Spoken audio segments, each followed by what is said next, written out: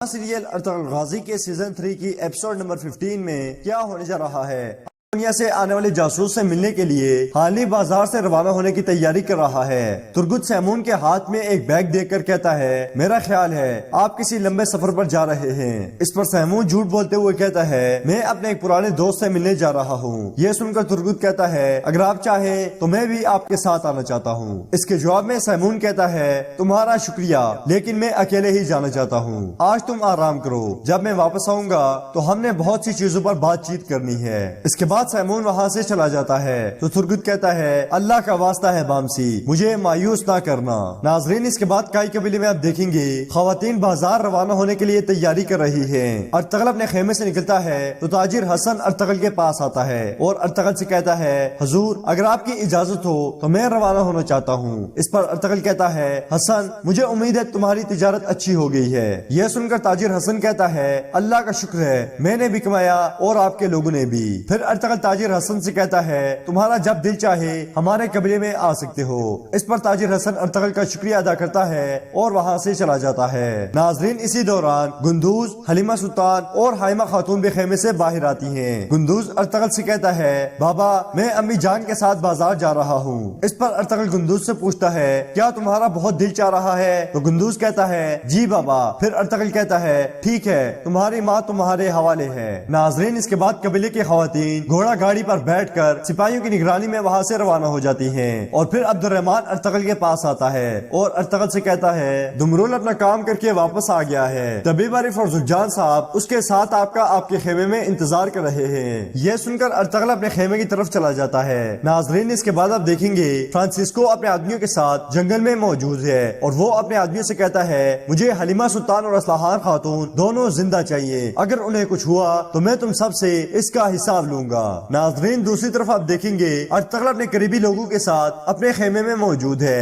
دمرول Ertugrul کو آنسو چٹان کا نقشہ بنا کر دیتا ہے اور ارطغرل سے کہتا ہے، اس چٹان کے ارد گرد ہر طرف جنگل ہے۔ یہ سن کر طبیب عارف کہتے ہیں، یہ خفیہ ملاقاتوں کے لیے زبردست جگہ ہے۔ اس پر زجان کہتا ہے، اگر ہم ابھی روانہ ہو جائیں تو ہم اسے گھیرے میں لے سکتے ہیں۔ یہ سن کر ارطغرل کہتا ہے، نہیں زجان، اس صورت میں ہم بڑی اچھی طرح جال میں پھنس سکتے ہیں، کبھی ایسے سوراخ میں داخل مت ہو جس کا تمہیں پتہ نہ ہو اس سے باہر کیسے آنا ہے۔ ارطغرل کہتا ہے، ہم ایسے راستے سے جائیں گے جو کسی کے وہم و گمان میں بھی نہیں ہوگا۔ پھر وہ اس نقشے کی طرف اشارہ کرتے ہوئے کہتا ہے، ہم اس ندی کا استعمال کریں گے اور اگر ہم کسی مشکل سے دوچار ہوئے تو ہم اسی ندی سے بھاگیں گے۔ اس کے بعد ارطغرل ان سب کو اپنا منصوبہ بتاتا ہے۔ ناظرین، اس کے بعد آپ دیکھیں گے حلیمہ سلطان خواتین کے ساتھ اور سپاہیوں کے ساتھ بازار کی طرف جا رہی ہیں۔ اسی دوران وہ کہتی ہیں، یہاں کچھ دیر رک کر ہم وقفہ کر لیتے ہیں۔ اس پر سپاہی گھوڑا گاڑی روک لیتے ہیں اور وہ سب گھوڑوں سے اتر جاتے ہیں اور کچھ دیر رک کر تازہ دم ہوتے ہیں۔ پھر وہ جیسے ہی وہاں سے روانہ ہونے کے لیے اٹھتے ہیں، اسی دوران فرانسسکو اپنے سپاہیوں کے ساتھ ان کے راستے میں کھڑا ہو جاتا ہے۔ فرانسسکو اور اس کے سپاہیوں کو دیکھ کر کئی سپاہی اس پر حملہ کر دیتے ہیں اور ان کے درمیان لڑائی شروع ہو جاتی ہے۔ وہاں موجود خواتین بھی اپنی تلواریں اور خنجر نکال کر فرانسسکو کے ساتھ مقابلہ کرتی ہیں۔ اسی دوران تاجر حسن کا وہاں سے گزر ہوتا ہے اور وہ یہ صورتحال دیکھ کر جھاڑیوں میں چھپ جاتا ہے اور کہتا ہے، یہ کیا ہو رہا ہے؟ پھر تاجر حسن ارطغرل کو بتانے کے لیے دوبارہ اپنا گھوڑا موڑ لیتا ہے۔ اس کے بعد فرانسسکو اور اس کے سپاہی وہاں موجود کئی سپاہیوں کو مار دیتے ہیں اور حلیمہ سلطان اور اصلاحان خاتون بڑی بہادری کے ساتھ ان کا مقابلہ کرتی ہیں۔ اسی دوران فرانسسکو کا ایک سپاہی کمان سے اپنا تیر کھینچتا ہے تو گلبانو خاتون اسے دیکھ جاتی ہیں اور وہ سپاہی گندوز کو تیر مارتا ہے تو گلبانو اس کے آگے آ جاتی ہے اور وہ تیر گلبانو کے بازو کو چیرتا ہوا گندوز کے سینے میں پیوست ہو جاتا ہے۔ یہ دیکھ کر حلیمہ سلطان گندوز کی طرف بڑھتی ہیں تو ایک سپاہی حلیمہ سلطان کے سر پر مارتا ہے جس کی وجہ سے وہ بے ہوش ہو جاتی ہیں اور پھر فرانسسکو اصلاحان خاتون کو ایک کاری ضرب لگاتا ہے جس کے بعد وہ بھی بے ہوش ہو جاتی ہیں۔ پھر فرانسسکو کہتا ہے، سب اپنے ہتھیار ڈال دو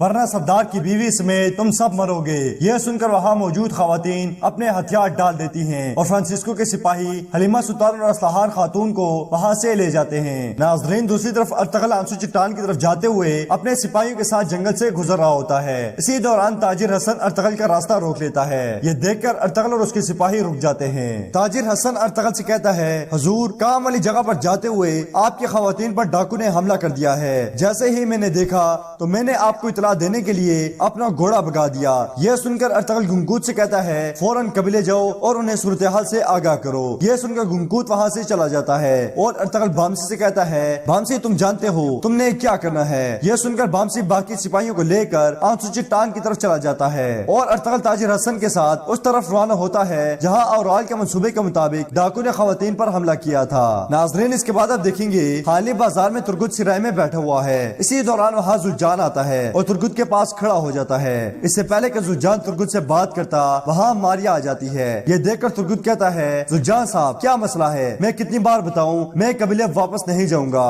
اس پر زلجان کہتا ہے، میں نے سنا ہے کہ ہمارے قبیلے کا سپاہی ترگت اپنے قبیلے اور سردار سے غداری کر چکا ہے۔ یہ سن کر ترگت زلجان کا گریبان پکڑ لیتا ہے اور کہتا ہے، میں نے کوئی غداری نہیں کی۔ اسی دوران زلجان اپنا گریبان چھڑوانے کے بہانے ترگت کے ہاتھ پکڑتا ہے اور بہت ہوشیاری سے وہ خط اور آلہ ترگت کے ہاتھ میں دے دیتا ہے اور کہتا ہے، شرم کرو سپاہی ترگت، اور پھر وہ وہاں سے چلا جاتا ہے اور ترگت خط اور آلے کو چھپا لیتا ہے۔ ناظرین، اس کے بعد آپ دیکھیں گے آنسو چٹان پر سیمون کونیا سے آنے والے جاسوس کا انتظار کر رہا ہے اور دوہان جاڑیوں میں چھپ کر اس کو دیکھ رہا ہوتا ہے۔ اسی دوران وہاں بامسی اور صفدر بھیڑیوں کا لباس پہن کر آتے ہیں۔ انہیں دیکھ کر دوہان کہتا ہے، ارطغرل بھائی کہاں ہیں؟ اس پر بامسی کہتا ہے، بھائی وہ نہیں آئے۔ تو دوہان کہتا ہے، کیا ہوا ہے؟ کیا بھائی کسی اور مسئلے میں پھنس گئے ہیں؟ اس سے پہلے کہ بامسی اسے کوئی جواب دیتا، وہاں گھوڑے پر سوار ایک شخص بہت سے سپاہیوں کے ساتھ آتا ہے اور اس نے اپنا منہ کپڑے کے ساتھ چھپایا ہوتا ہے۔ ناظرین، وہ شخص امیر سعد الدین کوپیک ہوتا ہے اور کوپیک آ کر دوسری طرف منہ کر کے کھڑا ہو جاتا ہے، جس کی وجہ سے ارطغرل کے سپاہی اس کا چہرہ نہیں دیکھ پا رہے ہوتے۔ اس پر بامسی کہتا ہے، یہ منحوس شخص کون ہے؟ اس کے بعد کوپیک سیمون سے ملتا ہے اور کہتا ہے، تمام سرزمینوں کی سرحدیں تبدیل ہوں گی، اگر تم مجھے وہ دو جو میں چاہتا ہوں تو تم بھی اس کاروبار سے بہت فائدہ اٹھاؤ گے۔ اسی دوران بامسی دوہان سے کہتا ہے، ہمیں اس کا چہرہ دیکھنے کے لیے دوسری طرف والے پہاڑ پر جانا ہوگا۔ یہ سن کر جیسے ہی وہ اپنے چہرے چھپا کر وہاں سے اٹھتے ہیں، سیمون کے سپاہی فلپ کی قیادت میں انہیں گھیر لیتے ہیں۔ فلپ کہتا ہے، یہ ہے سلطان علاؤالدین کے چوہے۔ دوسری طرف ارطغرل اس جگہ پہنچتا ہے جہاں فرانسسکو نے حملہ کیا تھا۔ وہاں موجود ایک خاتون ارطغرل سے کہتی ہے، حضور، حلیمہ سلطان اور اصلاحان خاتون اغوا ہو گئی ہیں، ہم ان کی مدد نہیں کر سکے۔ یہ سن کر ارطغرل بہت غمزدہ ہوتا ہے اور وہ روتا ہوا گندوز کی طرف بڑھتا ہے اور پھر گلبانو خاتون اپنی بازو کو کھینچ کر تیر اور اپنی بازو کو گندوز سے الگ کرتی ہیں۔ پھر جب ارطغرل گندوز کو دیکھتا ہے تو وہ یہ سوچتا ہے گندوز مر چکا ہے اور ارطغرل کے صبر کے تمام بندھن ٹوٹ جاتے ہیں اور وہ روتے ہوئے اتنے زور سے گندوز کو پکارتا ہے کہ وہاں موجود تمام لوگوں کے دل لرز جاتے ہیں۔ جبکہ دوسری طرف آپ دیکھیں گے آنسو چٹان پر سیمون کے سپاہیوں نے ارطغرل کے سپاہیوں کو گھیر رکھا ہے۔ ارطغرل کے سپاہی اللہ اکبر کے نعرے لگاتے ہیں اور پھر ان پر ٹوٹ پڑتے ہیں۔ یہ آوازیں سن کر کوپیک غصے سے پیچھے مڑتا ہے تو ارطغرل کے سپاہی سلیبیوں کو